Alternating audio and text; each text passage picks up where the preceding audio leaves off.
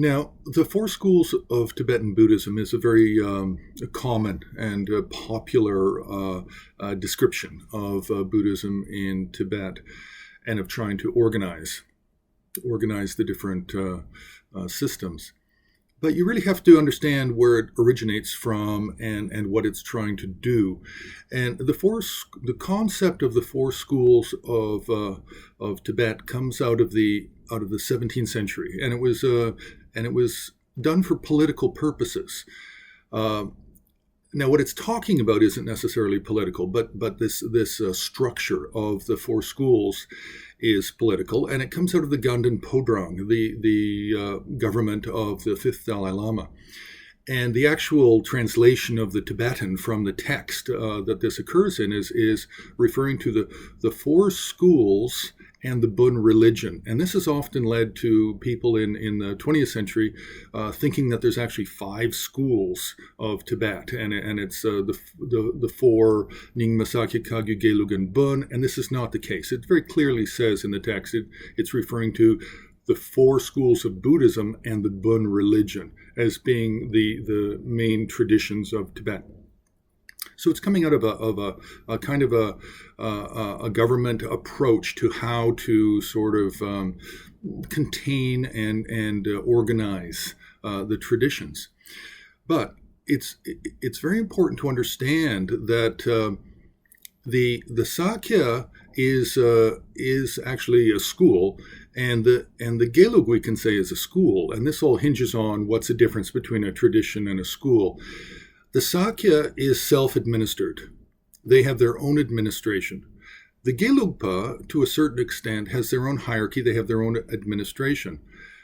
Kagyu does not. Kagyu has not for about 800 years. What we have with Kagyu is we have out of many different branches of Kagyu, we now have four major schools of Kagyu. We have the Drukpa, the Karma Kagyu, the Drikung, and the Taklung. So they don't have an administration. Each of those is administratively independent, but they're doctrinally aligned. So the important points here are administration and doctrine. Now, for the Sakya tradition, Sakya itself is self-administered, but there are many, many other traditions that came out of Sakya. There's the Ngor, the Tsar, the Dzongpa, the Bodong, the Buluk, and the Jonang are all related, but they're all administratively independent. Sakya does not direct them in any way, but they're all doctrinally aligned. So their main deities, their lineages, their hats, their protectors are all similar. Same with the Kagyu. Kagyu, we have really four main ones. We do have even minor ones. We have the Surmang and the Nedo Kagyu, which come out of the Karma Kagyu. And with the Drukpa, we have upper, middling, and lower. And they're administratively independent. Now, the Gelug is very large, and it has many, many branch monasteries. Some people in the 20th century, 21st century have argued that Gelug also has their own branches, branch traditions, branch schools.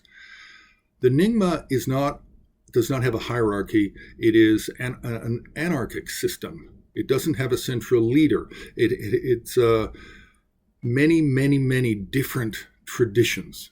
But we could say that some of the larger monasteries, Dzogchen, Payul, Shechen, Mindraling, Dorje Drak, some of these are independent schools of Nyingma, but they're all administratively different and separate and independent.